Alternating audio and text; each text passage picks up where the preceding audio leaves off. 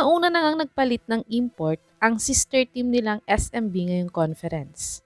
At may injury pa nga ang rising star ng Magnolia na si Xavier Lucero kaya't di siya nakapaglaro kontra sa TNT last Wednesday matchup nila.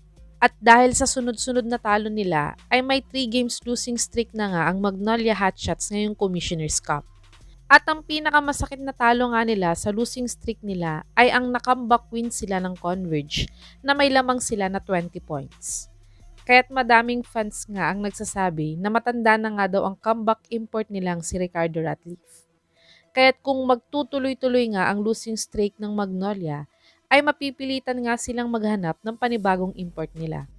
Kaya't narito nga ang mga possible top imports na pwede nilang ipalit kay Kuya Cardo ngayong conference. Top 5. Tom Vodanovic. Si Vodanovic nga ay former import ng Converge Fiverr Xers. At 2 beses nga ang ginawang import ng Converge itong si Vodanovic dati. Dahil tinuloy nga nila ang kontrata niya from PBA 47 Governors Cup hanggang PBA 48 Commissioners Cup. Ngunit, kumuha nga ng former NBA player na import ang Converge kaya siya pinalitan after 5 games. Pero si Vodanovic nga ay isa sa mga nagpahirap sa Gilas Pilipinas nang naglaro sila sa second window ng Asian Qualifiers last November. Dahil kahit big man nga siya, ay talagang sharpshooter nga ang player na to. Kaya't kung nais nga ng Magnolia ng sharpshooter na big man, ay subukan nilang kunin si Vodanovic. Si Vodanovic ay nag-average ng 20.8 points, 12.4 rebounds, 3.6 assists, 1.2 steals, 0.4 blocks, 29% 3-point shooter at 56% free throw shooter sa kanyang last PBA 48 Commissioner's Cup. Nauna na ngang nagpalit ng import ang sister team nilang SMB ngayong conference. At may injury pa nga ang rising star ng Magnolia na si Xavier Lucero kaya't di siya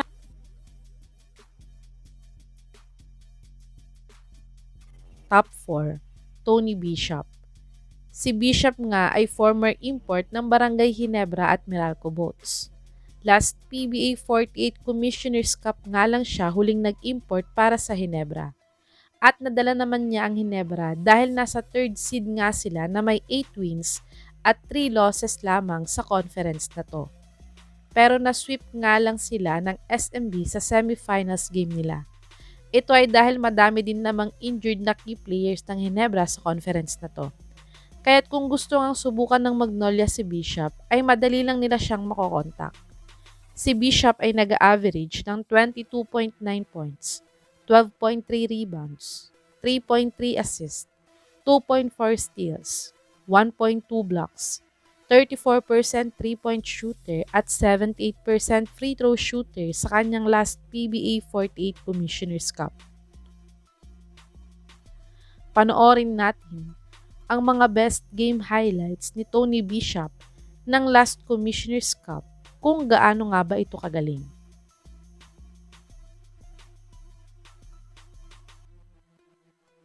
Top 3. Nicholas Rakocevic. Si Rakocevic nga ay former import ng Magnolia Hotshots last PBA 47 Commissioner's Cup. Maganda naman ang naging stint niya sa Magnolia dahil naging top 2 nga sila sa standings na may 10 wins at 2 losses lamang sa elimination rounds. Pero hindi nga lang niya nadala ang Magnolia Hotshots sa PBA Finals sa conference na to dahil tinalo nga sila sa semifinals ng Barangay Ginebra. Gusto nga sana siyang kunin ulit ng Magnolia Hotshots last PBA 48 Commissioner's Cup bilang import nila. Pero siya nga ay under contract sa isang team sa China CBA na mga panahon na yon. Kaya't kung available nga siya ngayong maging import, ay dapat kontakin na siya agad ng Magnolia Management. Si Rakocevic ay nag-average ng 14.7 points, 7.6 rebounds, 2 assists, 1.1 steals, 0.8 blocks, 25% 3-point shooter at 77% free throw shooter sa kanyang 2023-2024 China CBA season. Panoorin natin ang isa sa mga best game highlights ni Nick Rakocevic nang nag-import siya sa Magnolia Hotshots dati.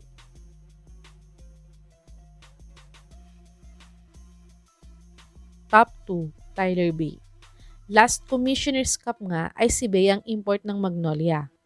Nadala nga niya ang Magnolia Hotshots sa PBA Finals sa conference na to. Dahil siya nga ay isang all-around import na player. Ngunit, tinalo nga lang sila ng powerhouse sister team nilang San Miguel Beermen. At ayon nga sa source na to, ay sinusubukan na nga daw kontakin ng Magnolia Management ulit si Bay kung available daw ito para siyang ipapalit nila kay Ratliff bilang import nila. Si Bay ay nag-average ng 16.2 points, 5 rebounds, 2 assists, 2.3 steals, 0.7 blocks, 26% 3-point shooter, at 62% free throw shooter sa kanyang ongoing 2024-2025 Israel Winter League season. Panoorin natin ang isa sa best game highlights ni Tyler Bay sa PBA Finals nang nag-import siya para sa Magnolia Hotshots last Commissioner's Cup.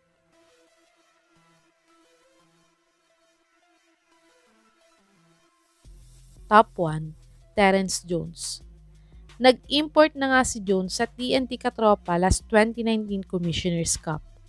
At siya pa nga ang nakakuha ng Best Import Award sa conference na to. Napaabot naman niya sa PBA Finals ng TNT, pero sila ay tinalo ng SMB sa Game 6 at tinanghal na PBA champion sa conference na to. At matatandaan pa ang nagkaroon ng alita ng former Phoenix player na si Calvin Abueva na nasa Magnolia na ngayon at si Jones. At ito nga ang naging dahilan dati ng pagkasuspindi ng matagal ni The Beast sa PBA. Pero kung makukuha nga ng Magnolia itong si Jones, ay baka ito ang maging daan para magkaayos ang dalawa at madala niya din sila ngayong conference. Si Jones ay nag-average ng 33.4 points, 12.8 rebounds, 4.8 assists, 2.6 steals, 1.8 blocks, 30% 3-point shooter at 55% free throw shooter sa kanyang last 2022-2023 Taiwan T1 League season. Panoorin natin ang isa sa mga best game highlights ni Terrence Jones sa Taiwan T1 League kung magiging fit nga ba siya sa sistema ng Magnolia.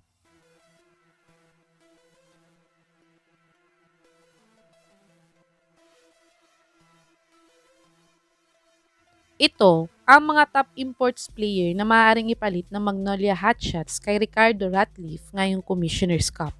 Sa tingin niyo mga kababos, sino sa mga imports na to ang makakatulong sa Magnolia Hotshots na makapasok ulit sa playoffs ngayong conference? I-comment niyo na po yan sa baba.